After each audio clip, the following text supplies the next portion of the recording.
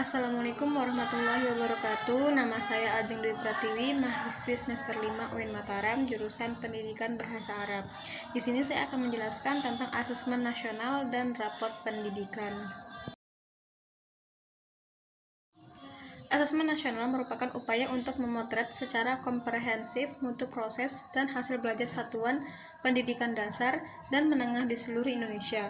Asesmen nasional dirancang untuk menghasilkan informasi akurat tentang kualitas pendidikan Indonesia, sehingga diharapkan dapat digunakan untuk memperbaiki kualitas proses pembelajaran di satuan pendidikan, yang pada gilirannya dapat meningkatkan mutu hasil belajar murid.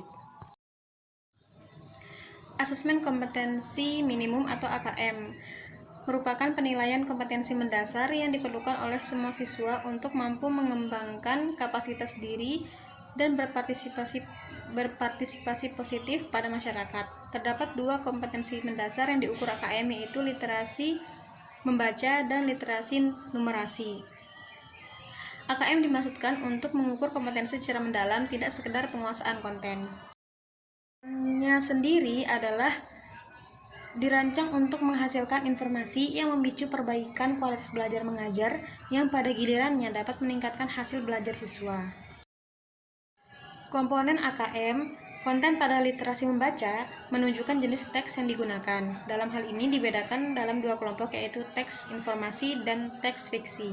Pada numerasi sendiri, konten dibedakan menjadi 4 kelompok, yaitu bilangan, pengukuran, dan geometri, data dan ketidakpastian, serta aljabar. Tingkat kognitif menunjukkan proses berpikir yang dituntut atau diperlukan untuk dapat menyelesaikan masalah atau soal. Proses kognitif pada literasi membaca dan numerasi dibedakan menjadi 3 level. Pada literasi membaca, level tersebut adalah menemukan informasi, interpretasi, dan integrasi, serta evaluasi dan refleksi. Pada numerasi, ketiga level tersebut adalah pemahaman, penerapan, dan penalaran.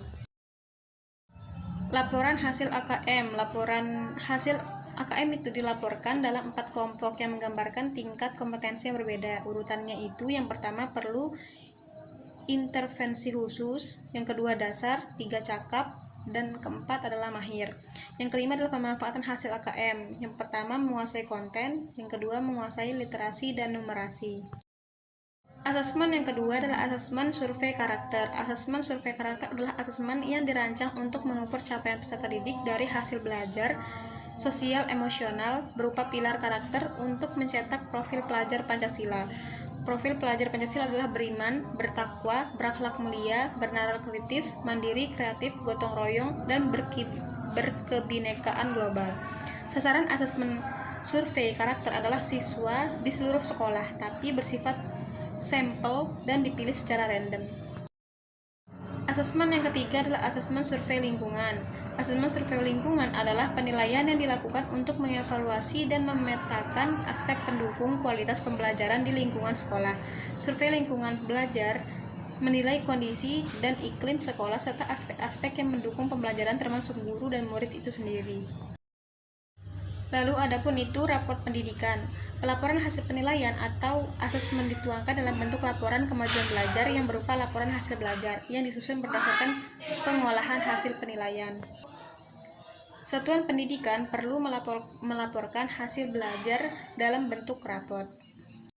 Komponen rapot peserta didik untuk SD, MI, SMP atau MTS, SMA atau MA, dan SMK atau MAK atau sederajat minimal memuat informasi mengenai hal-hal sebagai berikut yang tertera pada slide yang ada di video. Sedangkan rapot peserta didik PAUD minimal meliputi komponen sebagai berikut. Ada 7 yang tertera pada slide. Lalu terdapat 3 opsi dalam menyusun deskripsi capaian kompetensi pada rapot.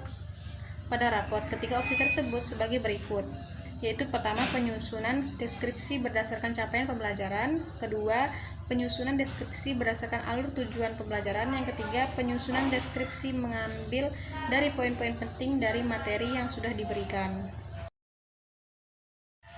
Baiklah, mungkin itu sekian dari asesmen-asesmen yang telah kita bahas dan rapot pendidikan. Semoga bermanfaat bagi kalian. Wassalamualaikum warahmatullahi wabarakatuh.